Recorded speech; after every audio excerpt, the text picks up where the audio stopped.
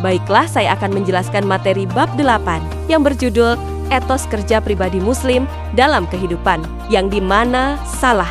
Satu dalilnya yaitu Quran Surat Al-Hasas ayat 77.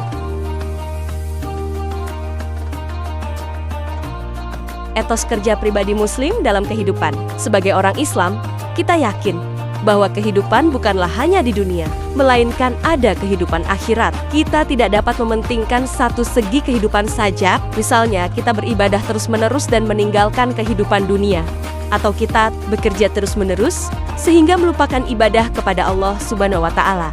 Keseimbangan hidup harus kita upayakan agar tercapai kehidupan dunia dan akhirat yang bahagia. Allah Subhanahu wa Ta'ala telah banyak menjelaskan dalam Al-Quran tentang keharusan bekerja dengan giat. Bahkan seorang muslim dilarang untuk berpangku tangan menunggu keajaiban datang dari langit. Berikut akan dijelaskan pentingnya seorang muslim memiliki etos kerja dalam kehidupan sehari-hari. Etos kerja adalah semangat kerja yang menjadi ciri khas dan keyakinan seseorang atau suatu kelompok.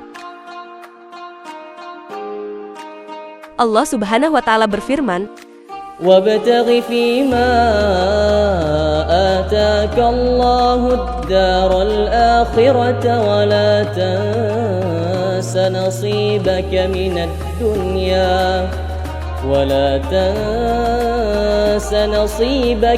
الدُّنْيا وَأَحْسِنْ كَمَا أَحْسَنَ اللَّهُ إِلَيْكَ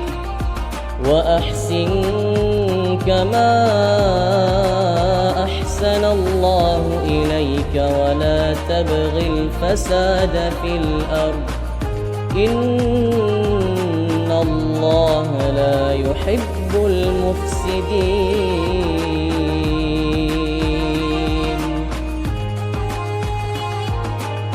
Artinya, dan carilah pahala negeri akhirat dengan apa yang telah dianugerahkan Allah kepadamu. Tetapi janganlah kamu lupakan bagianmu di dunia.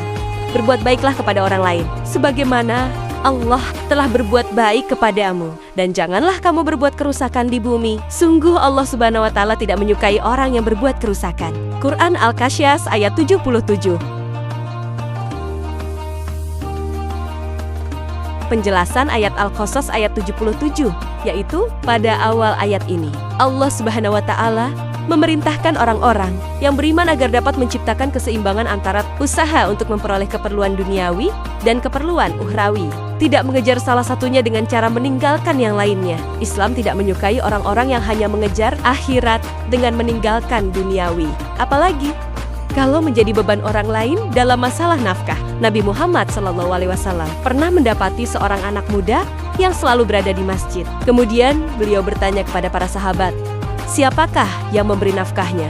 Para sahabat menjawab, ayahnya. Beliau melanjutkan perkataannya bahwa ayahnya lebih baik daripada anaknya. Dia semestinya mencari nafkah sehingga tidak menjadi beban orang lain. Pada saat sedang beribadah, hendaknya kita bersungguh-sungguh dan penuh penghayatan. Misalnya, ketika sedang sholat, kita berusaha untuk melupakan semua urusan duniawi dan hanya mengingat kepada Allah Subhanahu wa Ta'ala. Kita berusaha memusatkan perhatian seolah-olah tidak ada kesempatan lagi untuk beribadah kepadanya. Sebaliknya, setelah selesai menunaikan ibadah, kita hadapi urusan duniawi dengan penuh perhatian dan kesungguhan. Kita berusaha dan bekerja keras untuk memperoleh keuntungan duniawi dengan cara yang baik dan benar. Kesadaran yang harus dibangun adalah bahwa semua perbuatan seseorang akan dipertanggungjawabkan di hadapan Allah Subhanahu wa Ta'ala. Oleh karena itu, kita harus berusaha dengan sebaik-baiknya. Ayat ini juga memerintahkan kepada manusia untuk bisa berbuat baik kepada Allah Subhanahu wa Ta'ala dan sesamanya. Kewajiban berbuat baik ini sebagai perwujudan sifat-sifat Allah Subhanahu wa Ta'ala yang Maha Rahman dan Rahim kepada seluruh makhluknya. Bentuk perbuatan baik itu dapat dikategorikan menjadi 4 hal, yaitu 1. Berbuat baik pada nikmat Allah Subhanahu wa Ta'ala berupa harta. Kemewahan dan harta yang berlimpah tidak boleh menjadikan dirinya lupa diri dan lupa terhadap kehidupan akhirat. Bentuk perbuatan baiknya adalah dengan menggunakan harta untuk memberi nafkah keluarga, menyantuni anak yatim, ataupun biaya pendidikan keluarga. 2. Berbuat baik kepada diri sendiri dengan memelihara kehidupan dirinya di dunia, namun tidak boleh bertentangan dengan ajaran Islam. Bentuk perbuatan baik ini seperti makan, minum, berpakaian, beragama, berkeluarga, bekerja, dan bermasyarakat.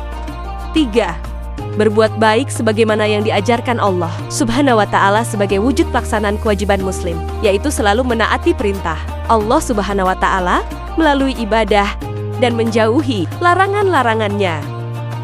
4. Berbuat baik dengan tidak berbuat kerusakan di muka bumi. Manusia sebagai khalifah di muka bumi ternyata telah banyak menyia-nyiakan amanah Allah Subhanahu wa Ta'ala. Di dalam Quran, surah Ar-Rum 41 dijelaskan bahwa kerusakan di darat dan di laut adalah akibat ulah manusia. Allah Subhanahu wa Ta'ala telah banyak mengingatkan manusia di dalam Al-Quran agar tidak melakukan kerusakan di muka bumi.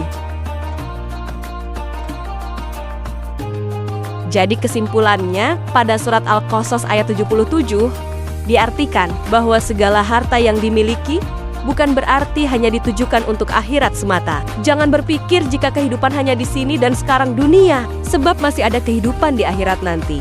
Harta benda yang dimiliki seorang manusia haruslah memiliki fungsi sosial juga. Selain itu, ayat 77 Quran surah Al-Qasas ini juga menasihatkan agar kita berbuat baik pada orang lain, sekaligus dengan kriterianya. Berbuat baiklah sebagaimana Allah telah berbuat baik kepadamu.